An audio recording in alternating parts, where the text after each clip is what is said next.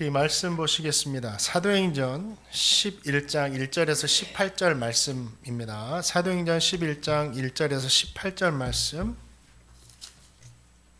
말씀은요 17절과 18절 두 절만 읽겠습니다. 사도행전 11장 1절에서 18절 말씀 두 절만 오늘은 읽겠습니다. 17절 18절 같이 읽겠습니다. 시작. 그런즉 하나님이 우리가 주 예수 그리스도를 믿을 때에 주신 것과 같은 선물을 그들에게도 주셨으니 내가 누구에게 하나님을 능히 맡겠느냐 하더라. 그들이 이 말을 듣고 잠잠하여 하나님께 영광을 돌려 이르되 그러면 하나님께서 이방인에게도 생명 얻는 회개를 주셨다 하니라. 아멘. 사도들과 유대에 있는 형제들이 이방인들도 하나님의 말씀을 받았다라는 소식을 들었습니다. 베드로가 이제 복음을 다 전하고 예루살렘에 올라오자 할례 받은 성도들이 베드로에게 이런 비난을 하는 거예요. 내가 무할례자의 집에 들어가서 함께 먹었다. 그 비난의 이야기를 듣고 베드로는 싸우거나 논쟁하지 않고 자신이 경험했던 이야기를 담담하게 이야기합니다. 욥바에서 본 세 번의 환상 기억나시죠? 그리고 성령의 지시하심, 고넬료의 가정에 일어난 일, 그리고 복음 전할 때 성령께서 임하신 일, 이걸 차근차근 증언을 하는 거예요. 그리고 이렇게 결론을 내립니다. 자신을 비난하는 사람들 앞에 내가 누구이기에 하나님께서 하신 일을 막을 수가 있겠습니까? 이 말을 하는 거예요. 그 말을 듣던 베드로를 비난하는 할례 받은 성도들이 더 이상 비난을 멈추고 자신들도 하나님께서 이방인에게도 회개할 기회를 주셨구나 하면서 하나님께 영광을 돌립니다. 이런 말씀으로 오늘 마무리가 되거든요. 이 귀한 말씀 안에 저 성도님에게 너무 감동을 주시는 은혜와 신화의 교훈들이 담겨 있습니다. 자, 11장 1절 말씀 같이 한번 읽어봅니다. 시작.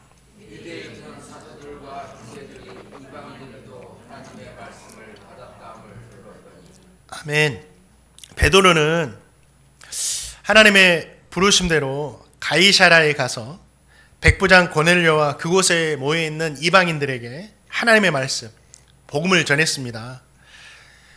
베드로가 전한 말씀을 통해서 그곳에 있는 이방인들이 다 예수님을 믿게 되고 영접하고 세례까지 받게 됩니다.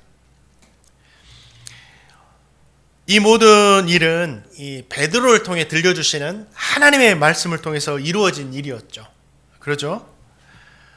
저와 성도님은 여기서 한 가지 알 수 있는 것이 있어요. 뭐냐면 하나님의 말씀이 가는 곳에 이런 성령의 역사, 생명의 역사가 일어난다라는 겁니다. 하나님의 말씀이 가는 곳에. 그렇다면 말씀이 가는 곳마다 이런 성령의 역사, 생명의 역사가 일어나느냐 한번 생각해 봐야 돼요. 그런 경우도 있고 그렇지 않은 경우도 있으니까. 자, 보세요. 예수님은 말씀이 육신이 되어서 말씀 자체로 이 땅에 오신 분이에요. 예수님은 말씀 자체셨어요. 말씀 자체이신 예수님이 가는 곳에도 어떤 사람들은 예수님을 거부하고 어떤 사람들은 은혜를 받고 성령의 나타나심과 성령의 은혜들을 경험하게 된다라는 거죠. 또 지금도 마찬가지입니다. 우리가 복음 들고 세상에 나갈 때, 말씀을 가지고 나갈 때 어떤 곳에는 생명의 역사가 일어나기도 하지만 어떤 곳에는 일어나지 않는 것이 참 많아요. 어떤 사람이 예수님을 믿기도 하고 어떤 사람이 예수님을 믿지 않기도 하고. 왜 그러느냐 한번 생각해 봐야 돼요. 그러면 이 말씀에 문제가 있어서 생명의 역사가 일어나기도 하고 일어나지도 않느냐, 아니면 말씀이 사람을 구별해서 받느냐, 그것은 아니죠. 그러면 어떤 이유가 있느냐? 1절 말씀에 그 이유가 분명히 나와 있어요. 베드로가 말씀을 전할 때 그들은 그 말씀을 뭘로 받았다 그랬어요? 하나님의 말씀으로 받았다라고 이야기를 합니다. 선포되고 전해지는 이 말씀을 사람의 말로 듣느냐? 하나님의 말씀으로 받느냐, 이 차이예요. 이 차이에서 생명의 역사가 일어나는 겁니다. 저와 성도님도 하나님의 말씀이 들려질 때 그것을 사람이 하는 이야기로 아니라 하나님의 말씀으로 받아야 된다. 그럴 때 생명의 역사가 일어난다. 데살로니가 성도들은요, 바울이 전한 말씀을요, 사람의 말로 듣지 않고 하나님의 말씀으로 받았습니다. 그때 그 말씀이 그들 속에서의 역사에서 데살로니가 교회에 성령의 역사가 막 일어난 거예요. 우리가요, 말씀을 전하는 자도 중요합니다. 말씀도 잘 전해야 되겠죠. 또 깨끗한 그릇을 사용하시니까 말씀을 전하는 사람도 깨끗한 그릇으로 자신을 항상 준비해야 되겠죠. 그런데 말씀을 전하는 사람보다 더 중요한 사람들이 누구냐? 말씀을 듣는 사람들이에요. 이 사람들이 정말 중요합니다. 자, 요나 선지자는 아수르라는 나라를 원수같이 여기는 사람이었어요. 너무 미워했어요. 그러니까 대한민국 사람들이 일제강점기를 경험하면서 미워하는 것처럼, 일본을 좀 감정적으로 싫어하는 것처럼, 이 이스라엘 사람들도 아수르라는 민족이 원수로 여기고 날마다 괴롭히니까 싫어했어요. 차라리 멸망당해서 하나님께 심판받아서 죽었으면 좋겠다 하는 사람들이 아수르 사람들이었습니다. 그런데 하나님께서 어느 날 요나 선지자에게 나타나셔서, 요나야, 아수르의 수도 니느웨로 가서 하나님의 회개의 말씀을 전해라, 이런 말씀을 하시는 거예요. 요나가 얼마나 싫었겠어요. 너무 싫은 거예요. 그래서 어떻게 했죠? 도망쳤죠. 그러나 사람이요, 하나님의 뜻을 피해서 도망칠 수는 없는 거죠. 결국 요나가 아수르의 수도 니느웨까지 가게 됩니다. 요나는 어쩔 수 없이 마음이 풀리지 않는 상태에서 하나님 말씀 들으려면 듣고 말려면 말하라, 이런 마음으로 그냥 하나님의 말씀을 증거한 거예요. 그런데 놀랍게도 니느웨 사람들이 요나가 전한 하나님의 말씀을 요나의 이야기로 듣지 않고 하나님의 말씀으로 듣는 거예요. 그리고 어떻게 합니까? 니느웨 모든 백성이 회개를 합니다. 선포를 하고 금식을 하고. 그러자 어떤 일이 일어나느냐? 하나님께서 예고한 심판에서 벗어나서 그들이 살아나는 생명의 역사가 일어나는 거예요. 말씀을 전하는 자도 중요하지만 누가 중요해요? 말씀을 받는 자가 중요하다. 또 한나의 이야기도 그래요. 우리 성도님들 한나 잘 아시잖아요. 한나가 성전에서 자녀를 못 낳아서 통곡하며 기도했어요. 엘리 제사장이 그때 영적으로 눈이 어두워졌습니다. 영적으로 눈이 어두워졌어요. 그러니까 기도하는 건지 술 먹은 건지도 구분할 줄 못할 정도로 영적으로 어두워진 그런 영적인 지도자였죠. 술 좀 끊어라. 언제까지 네가 독주를 마시겠느냐. 한나는 술 먹은 게 아니잖아요. 너무 마음이 아파서 좀 자녀 좀 달라고 하나님께 정말 술 취한 것처럼 보일 정도로 미친 듯이 기도한 것뿐이었잖아요. 우리 성도님 한번 생각해 보세요. 성도님들 그런 마음 가지고 앞에서 주여 기도하고 있는데 박철 목사가 영적으로 어두워져 가지고 여러분한테 가고 술 좀 그만 드세요. 교회에서 이게 무슨 일입니까? 라고 했을 때 여러분들은 그날부로 저하고 빠이빠이입니다. 목사님 안녕히 계세요 하고 끝나겠죠. 한나도 얼마나 마음이 상처를 받았을까. 나는 기도한 것뿐인데.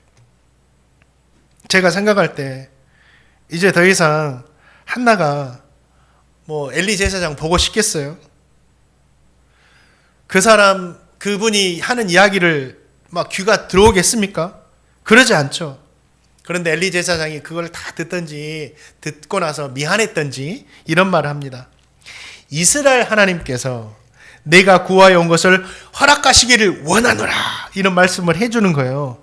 그러자 한나가 어떻게 합니까? 당신같이 영적으로 어두운 사람이 하는 말을 내가 어떻게 믿냐고 하고 그냥 떠났습니까? 아니에요. 이게 위대한 신앙이에요. 주의 여종이 당신께 은혜를 입기를 원합니다라고 비록 영적으로 어두워져서 말하는 이야기였지만 하나님의 말씀으로 받아요. 그걸 하나님의 말씀으로 받는다고요. 아멘하고 돌아가요. 그리고 어떻게 됩니까? 정말 하나님께서 한나의 기도를 들으시고 사무엘이라는 이스라엘 위대한 선지자의 역할을 하는 그 아들을 주신 거예요. 사랑하는 성도님들, 말씀이 선포될 때 저와 성도님 모두가 사람의 말로 듣지 마시고 하나님께서 지금 내게 말씀하신다, 그 하나님의 말씀으로 받으시기를 주님의 이름으로 축원드립니다. 이 말씀 가운데 치유의 말씀이 있잖아요. 치유의 말씀, 회복의 말씀, 응답의 말씀, 회개의 말씀까지 이 모든 말씀을 받으셔서 하나님께서 들려주시는 그 은혜의 말씀들이 우리 성도님들의 삶 가운데 확실하게 드러나기를 주님의 이름으로 축원드립니다. 또 우리 사도행전 11장 2, 3절 말씀도 같이 한번 읽어보겠습니다. 시작.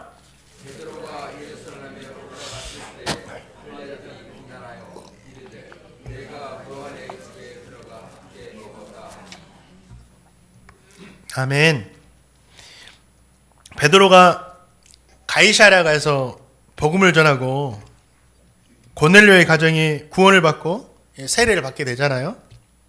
이 구원의 소식이 예루살렘까지 전해집니다. 정말 놀라운 소식이었던 것 같아요. 좋은 소식이고 기쁜 소식이죠. 그러잖아요. 그런데 이 소식을 좋게 여기는 사람만 있었던 것이 아니에요. 이걸 가지고 비난한 사람들이 있었어요. 누구가 비난했습니까? 예루살렘에 살던 할례 받은 자들. 이들이 누구냐? 예수님을 믿으면서도 여전히 유대적 전통을 강하게 붙들고 있던 유대인이었어요. 그러니까 우리가 예수님 믿고 나서 하루아침에 우리의 생각과 우리의 마음이 변화되지가 않아요. 구원은 받았지만 그러잖아요. 옛 습관, 옛 습성에 계속해서 머물러 있잖아요. 어떤 분들은 예수님 믿고 나서 계속해서 제사에 참여하고 제사를 드려요. 그런데 처음에는 몰라요. 왜 그렇지? 근데 시간이 지나 보니까 어떻게 해요? 아, 이거는 예수 믿는 사람으로서 하면 안 되는구나 하면서 자연스럽게 이것이 끊어지는 것 되는 거잖아요. 근데 유대인들도 마찬가지였어요. 여전히 유대적인 전통에 강하게 붙들려 가지고 있는 사람들이 막 유대 율법, 자신들이 정해놓은 규정을 어겼다고 하면서 베드로를 막 비난하는 거예요. 하나님의 말씀과는 관계없이. 왜 그러느냐? 이들 생각에는 어떤 것들이 자리잡고 있었냐면, 유대인들은 하나님이 거룩하니 내가 거룩하니 너희도 거룩하라 했잖아요. 그러면 거룩하게 되는 것이 무엇일까? 말씀을 막 연구해 보니까 먹는 것, 마시는 것, 생활하는 것도 다 거룩함과 거룩하지 않는 것을 다 구별해 가지고 어떻게든 막 거룩하게 살려고 애쓰는 거예요. 그 중에 이제 먹는 것도 있었죠. 부정한 음식도 있고 부정하지 않는 음식도 있고. 그래, 부정하지 않는 음식은 멀리하고 먹지 않고, 또 부정한 것과는 접촉하지 않고, 부정한 것의 대표적인 게 뭐예요? 사람의 죽은 시체를 가까이 하면 자기도 부정해지니까 이런 것들을 가까이 하지 않고, 이러한 규례들이요 생활 속에 깊이 자리 잡잖아요. 그래서 어떤 것까지 가냐면 이방인의 집은 나도 모르게 부정하게 될 수 있는 이 환경이다, 이렇게 생각을 한 거예요. 왜 그렇죠? 이방인의 집에 갔어요. 그들이 내어준 음식에 이게 우상에게 바쳐진 음식인지 어떤 음식인지, 또 부정한 음식이 담겨 있는지 어떤 건지, 또 이방인의 집안에는 내가 접촉해서는 안 될 부정한 것이 있는지 없는지 모르잖아요. 그래서 그의 집에 들어가면 나도 모르는 사이에 부정하게 될 수 있다 생각해서 뭐예요? 이방인의 집에 들어가는 것은 금지를 했다라는 거죠. 또 유대 사회에서 함께 먹는다, 함께 식사를 한다, 이건 그 사람을 나의 가족으로 받아들인다, 나의 공동체로 받아들인다, 이 의미였어요. 그냥 한 끼 그냥 식사하는 것이 아니라. 근데 유대인들 입장에서는 뭐냐면, 할례를 받지 않는 이방인들은 언약 밖에 있는 사람들이에요. 언약 밖에 있는 사람들, 구원받지 못한 사람들, 우리의 가족이 아닌 사람들. 그래서 그들과 함께 먹고 마시는 일은 우리가 정해둔 신앙의 경계를 넘어서는 거예요. 그래서 베드로를 비난한 거예요. 너가 어떻게 우리가 거룩하게 살려고 정해놓은 그 규례들을 다 어기면서까지 복음을 전할 수가 있느냐? 잘못되었다. 시작도 잘못되었고 다 잘못되었다라고 막 비난을 한 거예요. 그런데 자신에게 이렇게 비난한 성도들을 베드로가 어떻게 합니까? 감정적으로 대하지 않잖아요. 어떻게 해요? 자기가 지금까지 경험했던 것, 하나님께서 역사했던 이야기를 담담하게 전합니다. 내가 요바에서 기도할 때 하나님께서 내게 3번이나 환상을 보여주셨다. 그리고 거기에는 부정한 짐승들이 담겨 있는데 내가 거부하니까 하나님께서 내가 깨끗하다 한 거를 왜 네가 속되다 하느냐, 이 말씀을 주셨다. 그리고 나는 하나님의 인도하심 따라서 가이사랴로 왔고 그곳에서 복음을 전했고, 복음을 전할 때 그 많은 사람들이 예수님을 믿게 되었고 성령이 임하게 되었고 나는 그들에게 세례를 베풀었다. 그러면서 뭐라고 하냐면, 내가 누구이기에 하나님을 능히 막을 수 있겠느냐, 이 말을 하는 거예요. 그러니까 베드로를 막 비난하는 사람들이 들어보니까 막 성령의 역사도 일어나고 그들이 예수님 믿는 증거도 막 보여졌잖아요. 그러니까 그걸 부인할 수 없는 거예요. 그래서 어떻게 합니까? 이방인들도 회개할 기회를 주셨구나, 회개할 은혜를 주셨구나 하면서 마지막에는 이 모든 사람들이 베드로의 이야기를 듣고 비난을 멈추고 하나님께 영광을 돌려드리죠. 자, 이 말씀에 참 중요한, 저와 성도님에게 준비되어야 할 귀한 신앙의 교훈이 한 가지 있어요. 진짜 이건 준비해야 됩니다. 어떤 걸 준비해야 되느냐? 베드로가 자신을 비난하는 할례자들과 논쟁하거나 싸우지 않았어요. 그냥 담담하게 자신이 경험한 이야기를 말했죠. 그러자 그 자신을 비난하는 모든 사람들이 이방인의 구원을 이해했어요. 우리가 하나님의 구원에 대해서, 저와 성도님이 하나님의 구원에 대해서 이해하지 못하는 사람들에게 해야 할 일들이 있습니다. 그게 뭐예요? 논쟁하고 싸우는 것이 아니에요. 하나님께서 우리에게 행하신 그 일들에 대해서 그냥 이야기해 주는 거예요. 이걸 우리가 준비해야 돼요. 저와 성도님도 누군가에게 구원에 대해서 질문을 받았을 때 베드로처럼 담담하게 이야기해 줄 수 있는 구원에 대한 메시지를 준비하고 있어야 됩니다. 베드로가 다른 거 하지 않았어요. 자신이 경험한 이야기, 자신이 은혜 받은 이야기, 자신이 본 이야기를 그대로 해줬다라는 거죠. 그것이 복음이 되어서 뭐예요? 그들이 이방인의 구원에 대해서 이해를 했던 거예요. 그리고 하나님께 영광을 돌렸던 거예요. 우리 성도님에게는 이러한 구원의 이야기가 있나요? 베드로 사도는요, 소망에 관해 묻는 자에게 항상 대답할 것을 준비해야 된다라고 고백하고 있어요. 우리가 준비해야 돼요. 자, 베드로전서 3장 15절 말씀 한번 읽어볼까요? 한번 읽어보겠습니다. 베드로전서 3장 15절 말씀 읽겠습니다. 시작.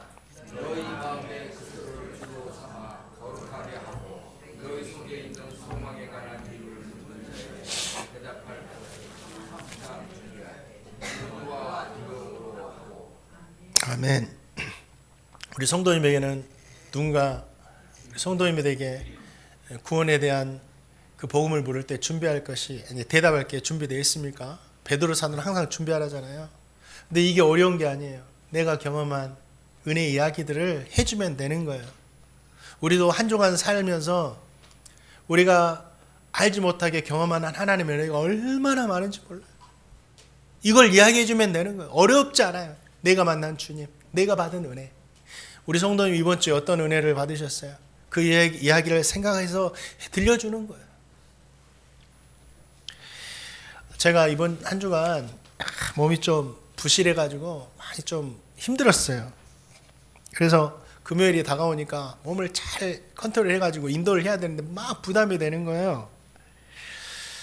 그래서 개인으로는 그냥 잠잠히 앉아서 기도는 할 수 있지만, 이게 또 찬양하고 막 같이 기도하다 보면, 1시간 동안 하다 보면 이게 주일까지 영향이 힘들어지겠다라는 막 부담이 되는 거예요.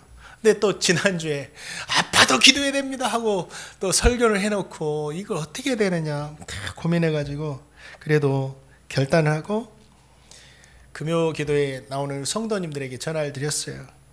성도님, 오늘은 제가 이런 상황이니까 모여서 함께 기도하지는 못하고 개인으로 기도해 주십시오라고 이렇게 전화를 드렸죠. 그리고 저는 이제 집에 가서 쉬려고 하는데 제 마음이 뭐 쉬어집니까? 계속 기도하라고 해놓고 나는 쉬는구나. 몸은 고단한데 막 그런 거 막 자책이 되는 거예요. 그래서 그래도 나를 기도해야지 하고 이제 9시 정도 돼가지고 기도 시간 맞춰 혼자서라도 기도하려고 이리 왔어요. 오니까 야, 저보다 먼저 주님이 와 계셨고 저보다 먼저 권사님 한 분이 오셔서 기도하고 계시는 거예요. 그걸 보는 순간 너무 죄송한 거예요. 야, 내가 인도하지는 못해도 같이 나와서 그냥 앉아서 잠잠히 기도하자 할 수 있었는데 내가 기도할 시간을 막아버렸구나. 그런 또 자책감이 드는 거예요. 그래도 기도하자라고 하고 앞에 앉아가지고 기도 음악 틀어놓고 기도를 했죠. 늘 하던 대로, 늘 하던 기도입니다. 주님, 교회를 위해서 기도합니다 해가지고 기도하고, 우리 성도들 위해서 기도합니다, 장로님부터 해가지고 탁탁탁 기도하고, 기도하다가 순간 이런 마음이 드는 거예요. 제 마음 가운데. 박철 목사야, 지금까지 네가 하는 기도 내가 다 듣고 있다. 이 마음 가운데 전 진짜 그 마음이 확 드니까 기도하다가 갑자기 눈물이 왈칵 쏟아지는 거예요. 아, 주님께서 진짜 내 기도를 듣고 계시는구나. 의심하진 않지만 날마다 늘 반복해서 하는 기도 어쩌면 힘들거든요. 응답이 없고 너무 더디니까 보이지 않고. 그러나 하나님께서 또 힘을 주시는 거예요. 내가 다 듣고 있단다. 그러니까 우리 성도님들 진짜 순간순간 진짜 우리가 그냥 말하고 지나간 것 같지만 하나님은 다 듣고 계시는 거예요. 몸은 좀 피곤했지만 지금 마음은 정말 강건해지는 그런 시간이었습니다. 사랑하는 성도님들, 우리 성도님들 기도하시면요, 우리 하나님은 성도님 기도 다 듣고 계세요. 이 이야기가 기도하는 성도님들에게 힘이 되고 위로가 되잖아요. 우리가 한 주간 한 주간 살면서 우리가 경험한 하나님의 은혜, 우리가 느낀 하나님의 마음들을 우리가 이야기해 주면 되는 거예요. 하나님의 살아계심을 증거하는 거고. 사랑하는 성도님들, 베드로 같이 누군가에게 왜 이렇게 되었습니까? 왜 이런 은혜를 받았습니까? 진짜 하나님 살아계시냐고 이렇게 누군가 우리에게 물을 때 들려줄 소망의 이야기를 항상 준비하시기 바랍니다. 나에게 주신 은혜예요. 베드로도 베드로가 받은 은혜를 말한 거지 다른 걸 이야기한 게 아니잖아요. 욥바에서 일어난 이야기, 가이사랴에서 일어난 자기가 경험한 이야기를 해줬어요. 우리 성도님들도 그냥 민감하게 살아보세요. 그럼 한 주간 어떤 하나님의 은혜가 나에게 있었다, 그것을 알게 될 겁니다. 항상 저와 성도님 모두가 구원의 은혜를 담대히 증언하시는 복음의 통로로 살아가시는 제가 되고 우리 성도님 되시기를 주님의 이름으로 축원드립니다. 또 우리 말씀 한 구절 또 읽겠습니다. 사도행전 11장 18절 말씀 같이 한번 읽어봅니다. 사도행전 11장 18절 말씀 읽겠습니다. 시작.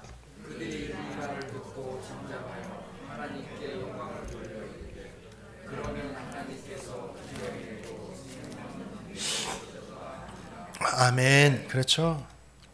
베드로를 비난하던 성도들은요, 결국 이방인들에게도 하나님께서 생명을 주셨구나 하면서 하나님께 영광을 돌려드려요. 얼마 감사합니까? 이게 이제 믿음의 결론이라고 저는 생각합니다. 베드로를 비난하면서 시작됐던 오늘 말씀이 하나님께 영광 돌려드리는 그 말씀으로 결론이 된다라는 거죠. 사람의 눈에는 문제처럼 보이고 비난받을 일처럼 보이지만 하나님께서 하시는 일은 결국 하나님의 영광이 드러나는 거예요.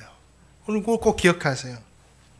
저와 성도님이 하나님의 말씀에 순종해서 살아갈 때 좋은 일 만날 경우 많습니다. 베드로도 그랬어요. 막 사역도 잘 되고 그리고 병 고침의 은사도 일어나고 다비다도 막 고치잖아요. 도르가도 고치고 또 그리고 기도 가운데 특별한 하나님의 환상과 인도하심을 막 경험하게 되고 또 복음을 전할 때 많은 사람들이 예수를 믿고 구원 얻는 놀라운 역사, 좋은 역사들을 막 경험할 때도 있습니다.